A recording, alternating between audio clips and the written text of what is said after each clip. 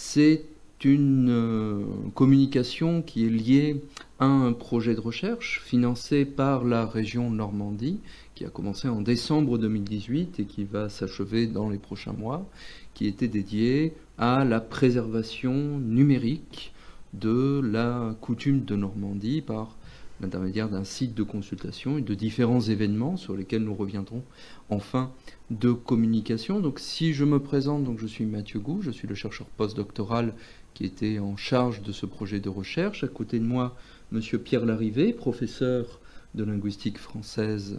à l'université de Caen et rattaché au CRISCO, au centre de recherche interlangue sur la signification en contexte, ici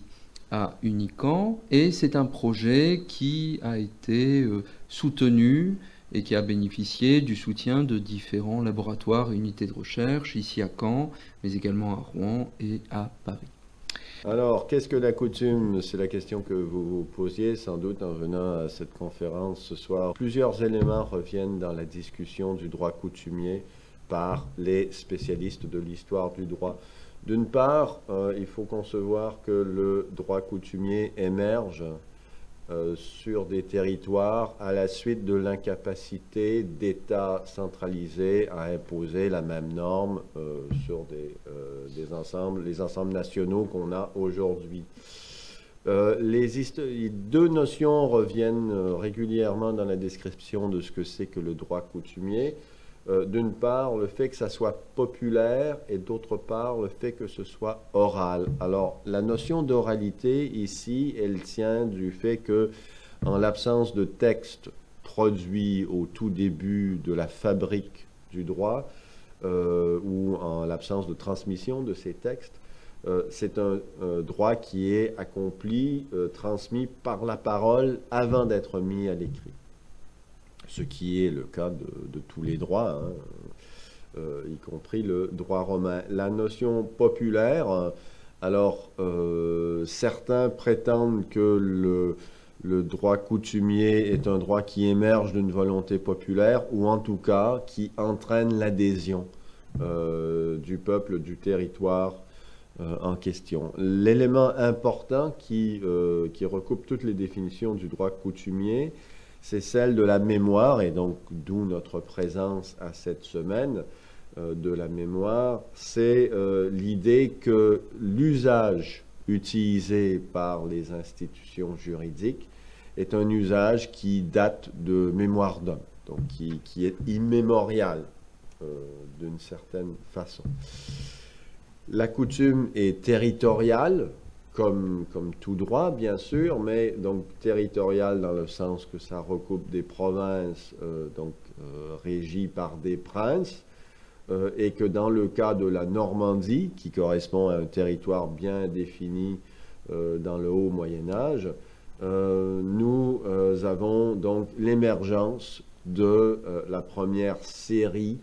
pour ce qui deviendra la France, de droits coutumiers consignés à l'écrit, ce qui a évidemment attiré notre attention sur cette collection antique et continue. Alors, notamment, comme vient de le dire M. Larrivé, la coutume de Normandie est particulière dans le spectre des coutumes du Royaume de France ou des coutumes européennes, puisque sa mise à l'écrit se fait dès la fin du XIIe siècle. La première trace que l'on a de la rédaction d'un droit coutumier à l'écrit en Normandie date du début du XIIIe siècle, en 1204. C'est une première strate de rédaction. C'est la date à laquelle la Normandie est rattachée au domaine royal de France. Et du coup, elle est plus ou moins concomitante à la conquête du territoire par Philippe Auguste. Cette première version du coutumier de Normandie est composée vraisemblablement dans la région d'Évreux, assez bref, il n'y a qu'une 65 articles qui parlent de droit privé, de droit pénal, de droit seigneurial. Et ensuite, il y a une deuxième strate de rédaction entre 1218 et 1223, vraisemblablement aux alentours de la région de Bayeux, qui rajoute des éléments de procédure juridique. Ce que le juge doit dire, ce que les témoins doivent dire pour que la justice soit rendu. Et ces deux textes vont être réunis dans une somme que l'on va appeler, que l'on a coutume d'appeler le très ancien coutumier, alors d'abord rédigé en latin, langue juridique par excellence, jusqu'à aujourd'hui, mais il est rapidement traduit en français, en ancienne langue française, et devient un texte de référence. C'est un texte qui est très concis, très pratique, et effectivement, on va y trouver périodiquement des mentions du duc de Normandie et surtout du peuple comme étant l'une des sources du droit, mais également la population à laquelle le duc a des droits et des devoirs. Donc, sur la diapositive, par exemple, vous avez des extraits choisis du très ancien coutumier d'un des rares exemplaires qui nous soit parvenu, qui est actuellement à la bibliothèque Sainte-Geneviève à Paris, qui est un très beau témoin, très bien conservé. Et donc, si je lis très rapidement les images que j'ai mises sur la diapositive, on parle des orphelins, et il est précisé notamment que le duc doit gouverner tout le peuple et doit garder et gouverner l'orphelin plus loyalement. Donc on a des traces de cette origine populaire et de l'autorité du duc, plus que de l'autorité du droit, au sein de ce texte. Donc là, par exemple, vous voyez un très beau parchemin, c'est du papier vélin, rempli en recueil, annoté d'une manière très régulière, encore très lisible. Il a été décrit pour la première fois au XIXe siècle par des historiens du droit, et c'est un texte que nous avons pour la première fois numérisé dans le cadre du projet Condé, et donc qui sera accessible tout prochainement dans son intégrité et dans son originalité.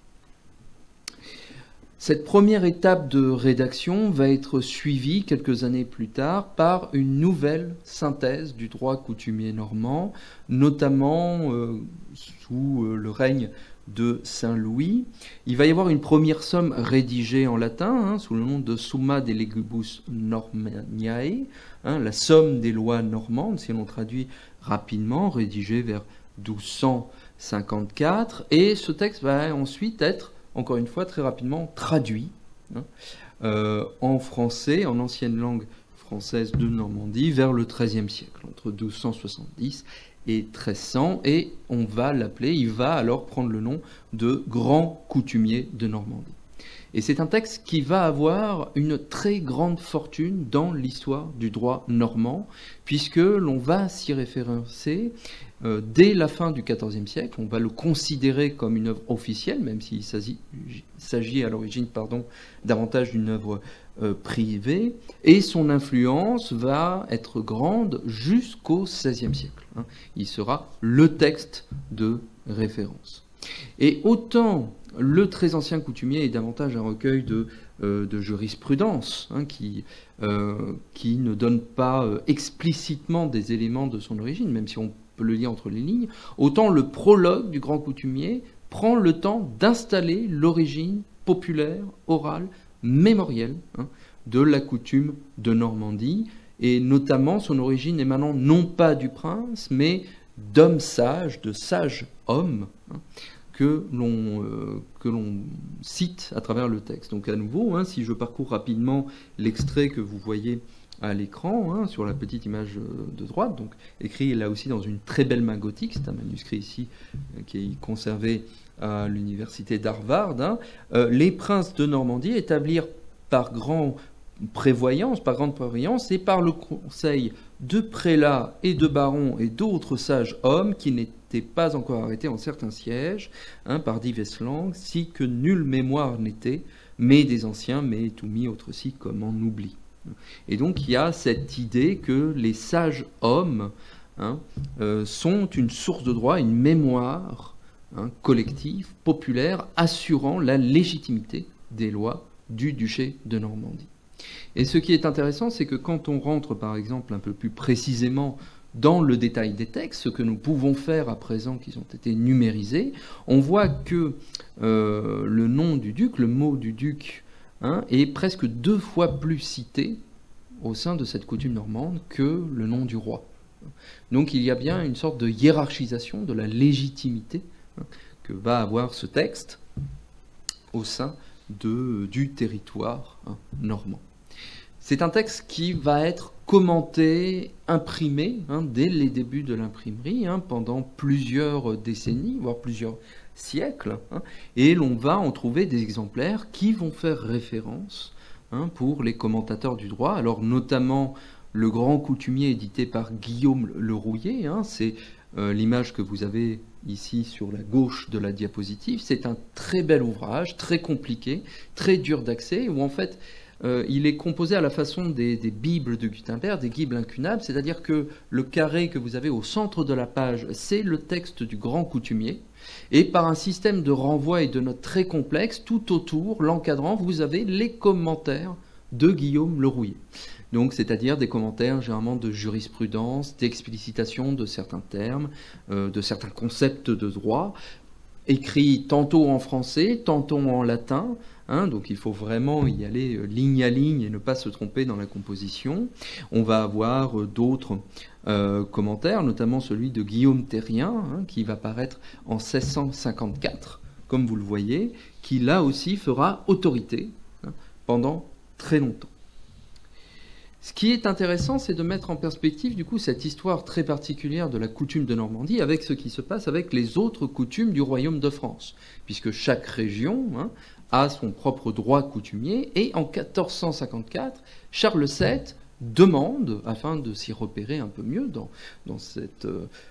somme de droits coutumiers, une rédaction officielle de toutes les coutumes du royaume. C'est l'ordonnance de Montier-les-Tours de 1454 qui décide, qui ordonne que toutes les régions de France se dotent d'un recueil coutumier par écrit auquel on pourra faire référence au-delà de l'aspect oralisé du droit. Toutes les régions s'y plient, sauf la Normandie, qui est très attachée à son grand coutumier et qui ne voit pas, à ce moment-là, l'intérêt de le rédiger d'une autre façon, puisque tout le monde l'utilise depuis plusieurs siècles déjà, depuis presque un siècle. Donc on se demande bien pourquoi il faudra le faire. Il faudra néanmoins y parvenir, mais ça ne sera qu'en 1583, donc presque un demi-siècle après la demande royale, que l'on proposera une nouvelle rédaction de la coutume de Normandie, une rédaction officielle. Cela faisait presque 300 ans que le grand coutumier de Normandie était utilisé, et le procès-verbal de rédaction du droit coutumier de 1577 constate,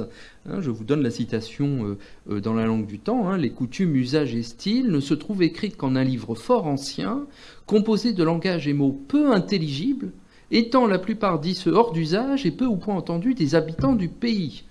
C'est-à-dire que là, on voit se confronter deux temporalités mémorielles, si l'on peut dire, la continuité du droit coutumier qui était abondamment commenté par des spécialistes, des législateurs depuis le XIVe siècle, et de l'autre côté, la temporalité de la langue et de son évolution, et les deux se retrouvent en décalage, puisque les habitants, les Normands, ne comprennent plus le grand coutumier qui fait pourtant référence.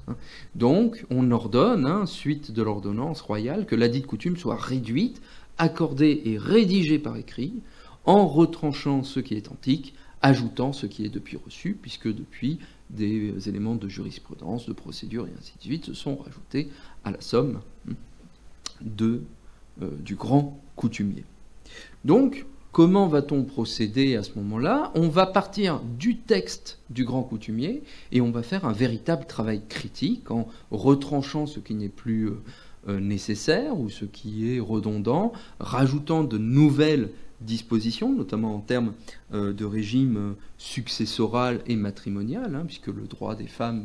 et de la succession vont évoluer au fur et à mesure du temps. Et cette nouvelle coutume va prendre comme titre celui de coutume du pays de Normandie, ancien ressort et enclave dissolui, puisqu'entre-temps, il va aussi y avoir une extension territoriale de la Normandie, notamment qui va intégrer le pays de Caux au droit coutumier normand.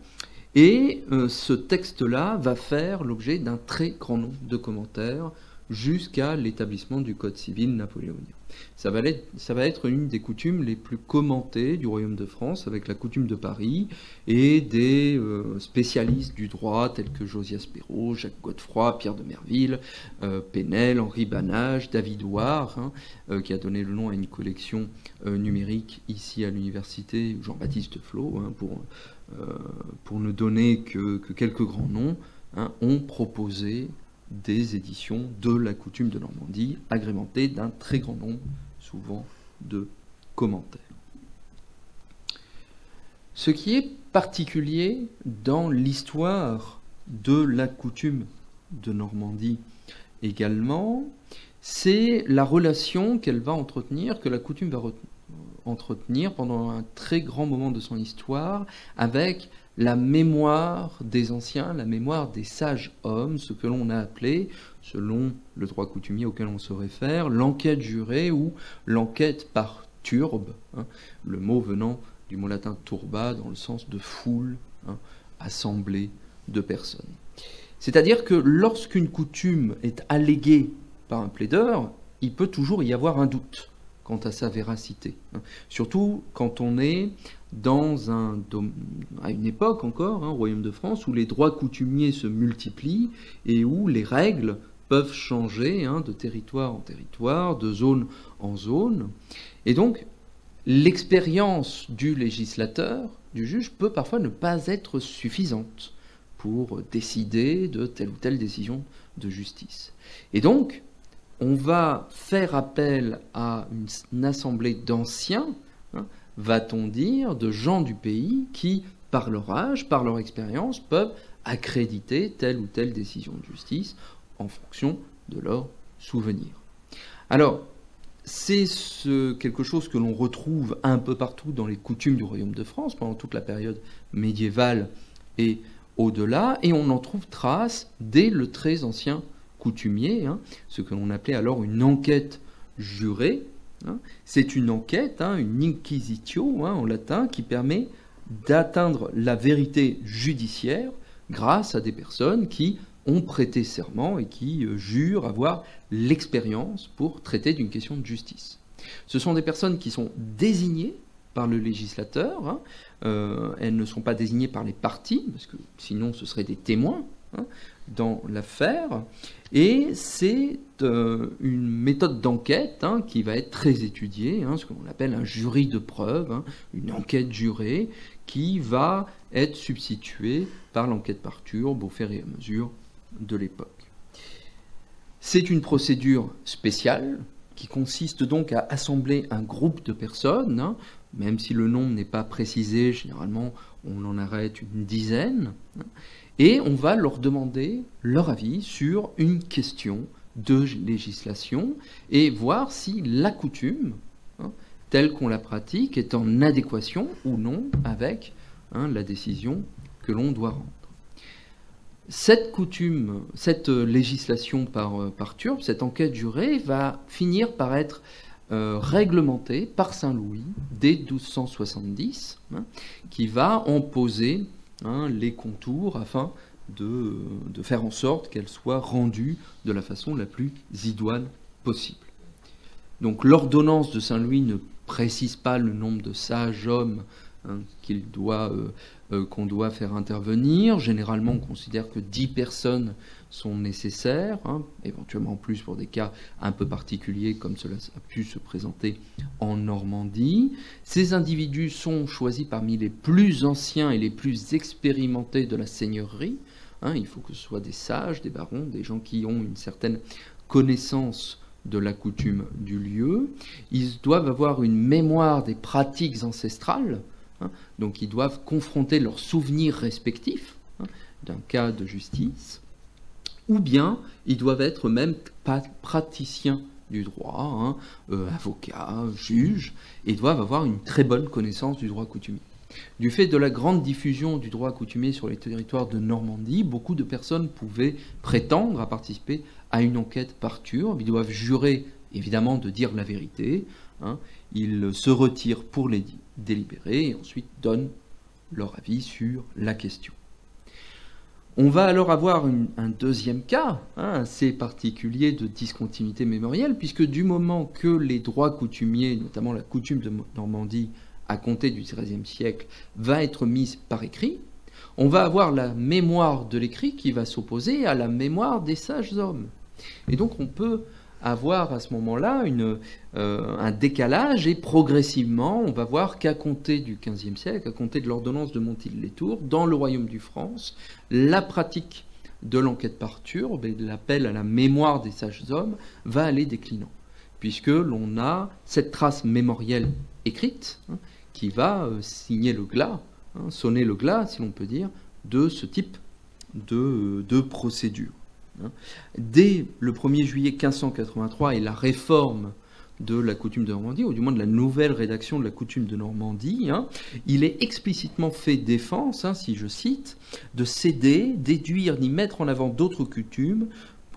pour les affaires de la province que celles consignées au cahier qui venait d'être arrêtées et publiées, c'est-à-dire cette nouvelle coutume écrite, au juge de recevoir désormais aucune à alléguer, prouver ni vérifier autre coutume, ni recevoir personne à informer par tourbe, ordre de juger dorénavant les procès selon le nouveau livre coutumier.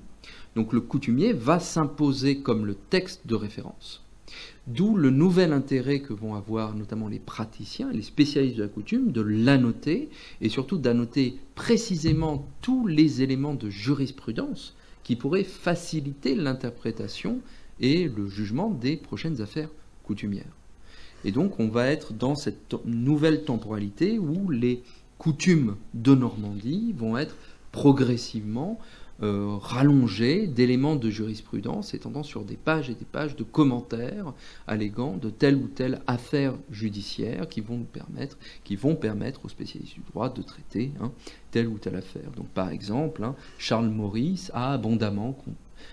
commenté, on en a des traces très régulières, la coutume de Normandie et la jurisprudence, ce qui est des sources précieuses pour les historiens que nous serions afin de voir les mouvements de la coutume au sein de son histoire. Bien, alors, comme Mathieu l'a très bien expliqué, la coutume de Normandie, c'est un ensemble de pratiques qui est mis à l'écrit d'abord comme une série de points de jurisprudence, un texte très bref qui porte sur des choses très précises, par exemple la garde des orphelins par le duc au XIIIe siècle, pour par la suite devenir quelque chose d'un petit peu plus codifié, pardon, un peu mieux codifié de façon plus nette dans le grand coutumier, qui va devenir un texte qui est l'objet de nombreux commentaires par un ensemble de praticiens du droit, et qui va être formalisé finalement dans la dernière version qui est demandée par le roi de France pour établir la pratique juridique sur le territoire de Normandie. Et donc c'est le mouvement, si on veut, de centralisation que vit ce droit coutumier donc à la fin de la période au XVIIe par exemple. Et bien entendu, avec la Révolution française, on pourrait croire que c'est la fin du droit coutumier en Normandie, puisqu'il est remplacé normalement par le Code civil qui donc devient la loi de tout le territoire. Cependant, à cause du principe de continuité des droits acquis, le Code civil n'empêche pas que certaines dispositions du coutumier vont continuer à s'appliquer pour des contrats ou des ententes qui ont été passées avant la promulgation du Code civil. Typiquement, des règles s'appliquant à la gestion des propriétés et de leurs limites, ayant été passées avant la promulgation du Code civil. Et donc, c'est ce qui explique d'une part l'apparition d'ouvrages au XIXe siècle comme les ruines de la coutume de Normandie de Panier, et qui répond jusqu'à un certain point, à une demande des magistrats qui veulent savoir exactement quelles étaient, sous le droit normand, la nature des règles qu'on appliquait avant que la France ait une seule loi.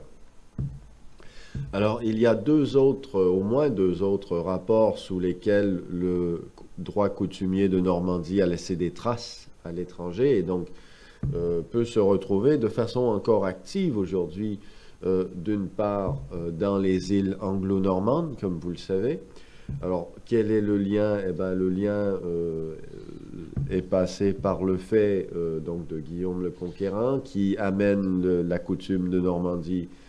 au Royaume-Uni, en Grande-Bretagne, et les îles anglo-normandes tombant sous le rapport particulier avec le souverain continuent à appliquer le droit coutumier normand pour le développement duquel elles ont joué un rôle historiquement. Et donc encore aujourd'hui, à Guernsey en particulier, et aussi à Jersey, on peut retrouver certaines dispositions du droit normand, notamment le cri de haro, dont vous avez entendu certainement parler. L'autre extension géographique du droit normand qui est connue, mais peut-être un peu moins que le cas des îles anglo-normandes, c'est le cas de la Nouvelle-France. Dans les premières colonisations donc de la ville de Québec en particulier, a été employée principalement la coutume de Paris, qui va dominer à la suite d'une ordonnance du souverain, mais concurremment, à époque plus ancienne, donc au tout début du XVIIe, la compagnie des sans-associés, certaines compagnies donc, vont utiliser le droit normand qui serait plus favorable aux sociétés par rapport aux travailleurs qu'elles emploient. Donc, voilà, même si ce droit a été remplacé par la coutume de Paris, donc c'est une trace qu'on retrouve dans la pratique juridique historique de la Nouvelle-France. Je peux terminer rapidement. Il y a d'autres endroits, notamment en Europe, où on a trouvé trace de l'influence de la coutume de Normandie dans certaines dispositions. En Sicile, notamment, il y a trace d'une filiation avec la coutume normande. Et c'est vraiment une ressource patrimoniale émanante de la Normandie qui a eu une très très grande influence sur l'histoire du droit français, ne serait-ce, européen, mondial dans une moindre mesure, au gré des exportations, des conquêtes et des diffusions de cette source de droit. Et notre projet de recherche a participé à la connaissance, on va dire, à la reconnaissance de cette source de droit auprès de différents publics. Alors, public universitaire tout d'abord, par différents projets, mais également grand public. Peut-être avez-vous assisté, ou peut-être avez-vous vu passer des annonces pour une exposition que nous avons fabriquée avec les équipes documentaires de la bibliothèque universitaire Pierre Sineux, ici à Unicamp, qui retrace toute cette histoire de la coutume de Normandie. Donc c'est une exposition qui a eu lieu cet été entre juillet et août dernier à l'abbaye aux Dames. Un deuxième tour, si je puis dire, de l'exposition était prévu pour la rentrée à la bibliothèque universitaire de Pierre Sineux. Les conditions sanitaires, malheureusement, nous empêchent de l'installer, mais nous espérons le faire au printemps prochain. Et une grande exposition de plus grande ampleur est prévue aux archives départementales de Seine-Maritime à l'horizon du printemps 2022, donc dans un an et demi à peu près, avec un plus grand parcours et des ouvrages uniques qui seront exposés sur le sujet. Vous pouvez retrouver des éléments concernant la coutume de Normandie émanant du projet de recherche sur Internet, par l'intermédiaire tout d'abord d'un projet de recherche, d'un journal de recherche, hébergé sur la plateforme Hypothèse, qui est un portail dédié aux chercheurs et aux chercheuses pour diffuser leur actualité. Donc, si vous êtes curieux d'en savoir davantage sur ce travail, n'hésitez pas à vous rendre donc sur condé.hypothèse.org. Et d'ici quelques